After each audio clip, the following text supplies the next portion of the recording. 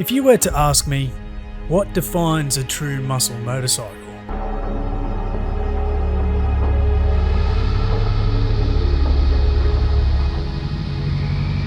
Well, there's one very important factor you need to take into account.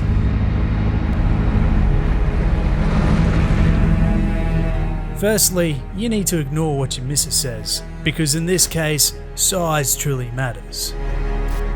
No matter how disproportionate it may appear, a true muscle-bound motorcycle needs to have a big engine.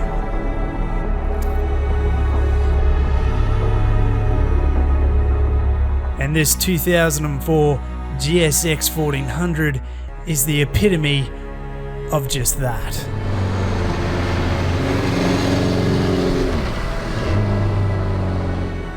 This air and oil-cooled 4-cylinder engine is Suzuki's largest manufactured GS motor ever built.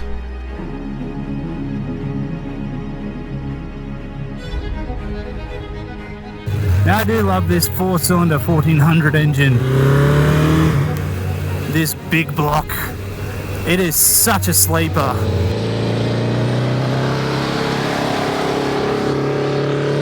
The power delivery isn't like a typical 4-cylinder engine. The torque comes on very soon. Oh, I love that. Oh.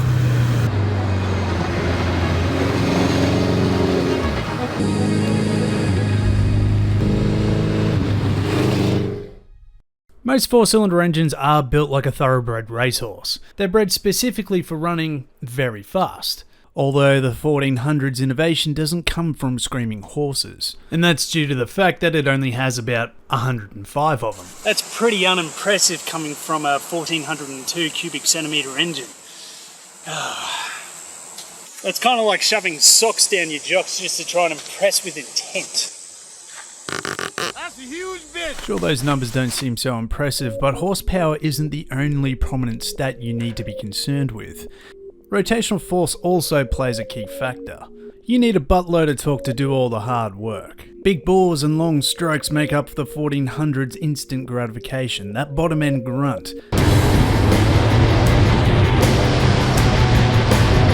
126 Nm is just over 5,500 RPM. A great concoction for combustion to get you travelling from 0 to 100 in under 3 seconds.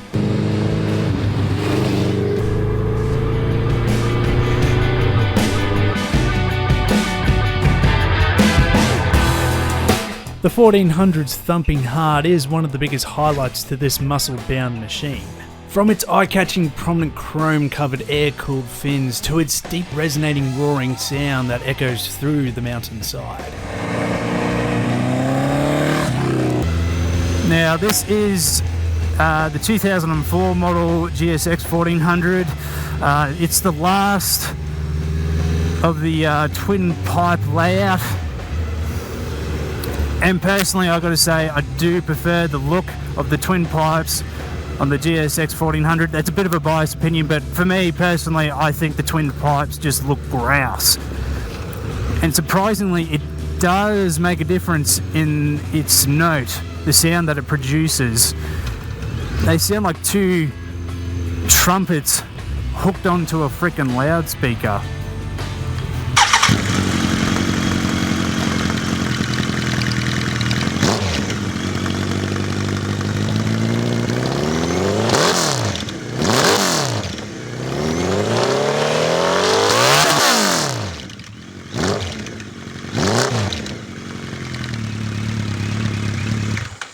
Doesn't get any better than that. This GSX motor is absolutely contagious. All it takes is a simple crack on the throttle and all them G's start smacking you in the face, stretching that cheeky grin into a possessive devilish smile, wanting more.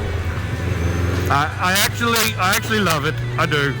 I think in a little bit of love for this engine. But that big bulge between its rotating legs isn't the only thing to be admired.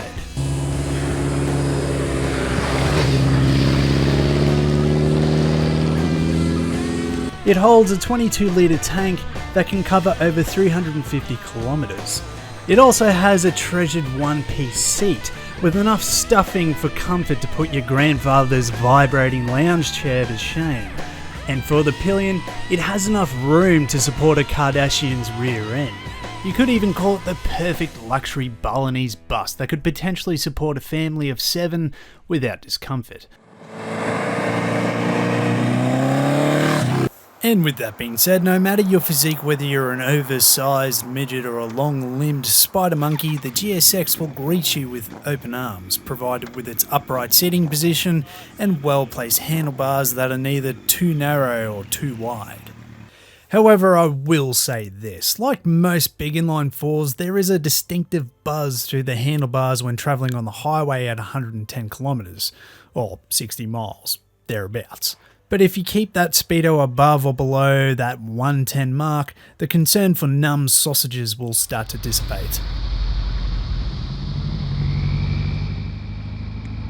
As far as the handling is concerned, the 1400 suspension is most certainly set up on the squashy side of the spectrum.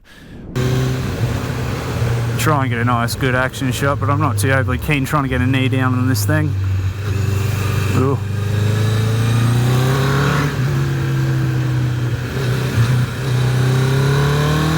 Bloody hell. This bike does wallow a bit. We are running an old school traditional frame, and with that big motor underneath, when you start upping the pace past around about 180 kilometers, it really starts to wallow. Even pushing hard through the bends, it really starts to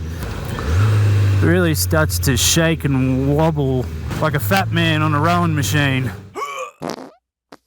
It really doesn't inspire a lot of confidence. Sure, you could jack up the preload settings to make up for its sagginess, but the rear shocks do have a nasty habit of seizing up over time.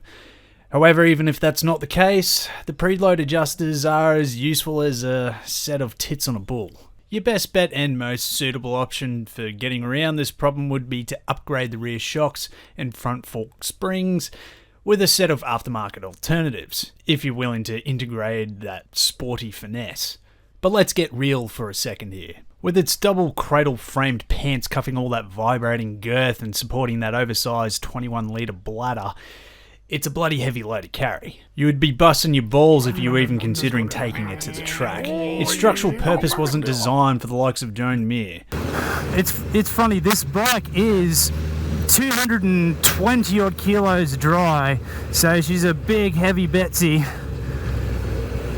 But for some strange reason, everything about it is just so easy that you really don't have to put much effort into it. I mean, the only time you really got to put some effort and muscle is when you're pushing really hard on this bike, and that's when the weight kind of works against you. But if you're just, having a chill ride and going through the hinterlands at a reasonable pace, it's very simple, it's very easy. Its cornering abilities are somewhat limited because the clearance from the foot peg to the road isn't that much. You will find yourself scraping the foot pegs if you are trying to propose to the road. So if you're going to do that, you're really going to have to hang off the bike. I mean, arse cheeks completely off the seat. But it feels quite nimble for such a heavy bike. It's just a matter of counter steering. That's all you got to do on this thing is just counter steer. Tap on the bar, counter steer. It's very simple.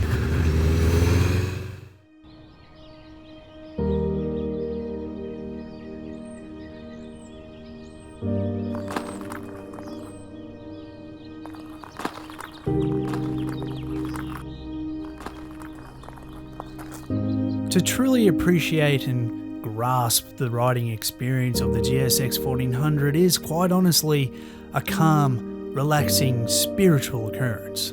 Sure, it has its little moments of feeling old and outdated with its spongy brakes and pogo sticks for legs, but I suppose you could label all that quirkiness as motorcycle heritage. I know that sounds bizarre, but any old rider will relay this machine to the good old days.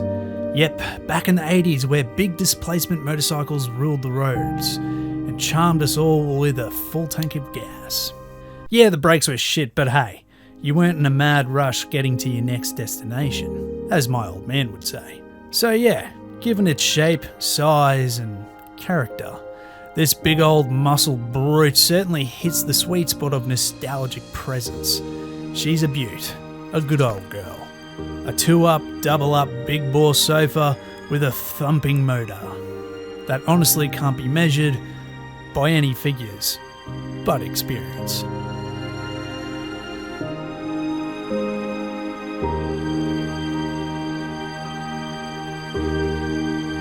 So if you are looking at getting your hands on a classic big CC muscle power plant rolling on 2 donut-shaped legs, well, any previous owner of a GSX1400 will tell you that this is the inline 4 like no other. Or is it?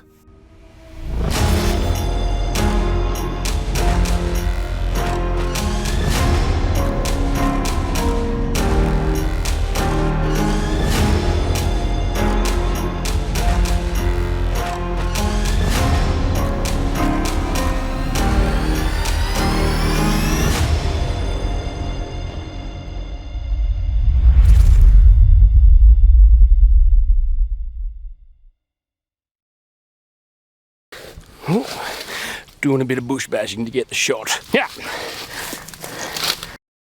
And here we have the Matthew in his natural habitat, watering the plants of the garden.